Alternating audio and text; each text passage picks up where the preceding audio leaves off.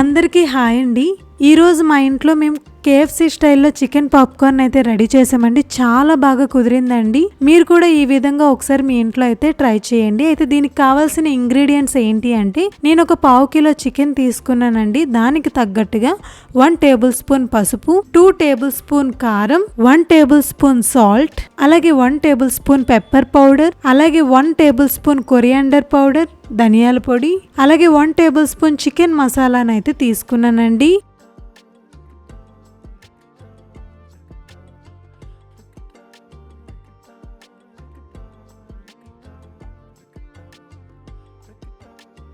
దీంతో పాటుగా 1/2 గ్లాసు పెరుగు, ఒక హాఫ్ లెమన్ అయితే తీసుకున్నానండి. బాగా పిండాను.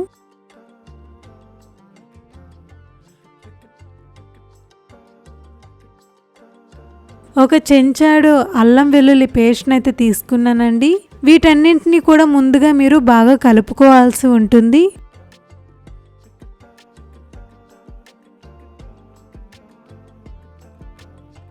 బాగా కలుపుకున్న తర్వాత ఆ 1/2 కిలో చికెన్ని దీంట్లో తెచ్చి బాగా కలపండి. బాగా మ్యారినేట్ అయితే చేసుకోండి. ప్రతి ఒక్క ముక్కకి తగిలేలాగైతే మ్యారినేట్ చేసుకోండి.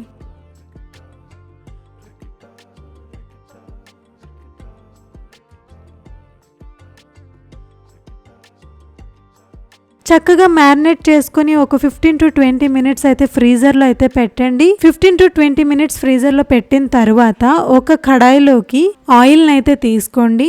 అంటే మనకి సరిపడా ఆయిల్ని అయితే తీసుకోండి. అండ్ ఇంకో బౌల్లో ఐస్ క్యూబ్స్ని అయితే తీసుకోండి. దాంట్లో కొంచెం వాటర్ని కూడా వేసి పెట్టుకోండి.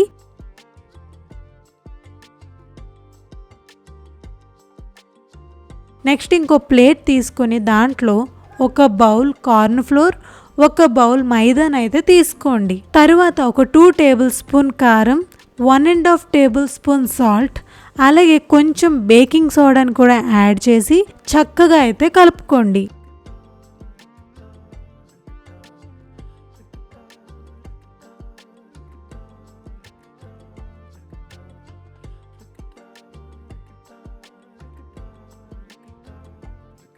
చక్కగా కలుపుకున్న తర్వాత ఏదైతే ఫ్రీజర్లో మనం పెట్టుకున్నామో చికెన్, ఆ చికెన్ని తీసుకొచ్చి ఇక్కడ ఈ పిండిలో అయితే చక్కగా అయితే కలుపుకోండి. చక్కగా కలుపుకున్న తర్వాత ఆ ముక్కల్ని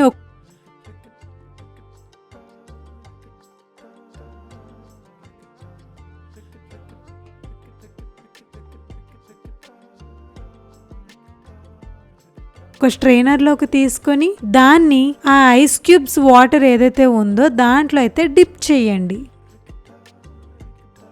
చక్కగా డిప్ చేసుకొని ఒక 10 సెకండ్స్ అయితే అలాగా వాటర్లో అయితే ఉంచండి. అలా ఆ చికెన్ని 10 సెకండ్స్ తర్వాత మళ్ళీ ఆ పౌడర్లోకి షిఫ్ట్ చేసుకోండి. ఆ పౌడర్లోకి షిఫ్ట్ చేసుకొని బాగా అయితే కలుపుకోండి.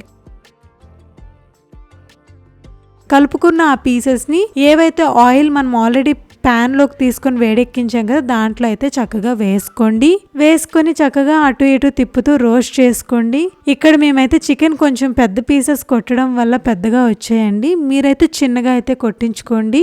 మీకు ఎలా కావాలంటే అలా మీ కంఫర్ట్. మేమైతే ఇక్కడ పెద్ద ముక్కలను అయితే కట్టించుకున్నామండి. సో ఈ విధంగా అయితే చికెన్ పాప్కార్న్ అయితే రెడీ చేయాలండి. చాలా చక్కగా కుదిరిందండి మాకైతే మాత్రం. మీరు కూడా ఒకసారి మీ ఇంట్లో ట్రై చేయండి.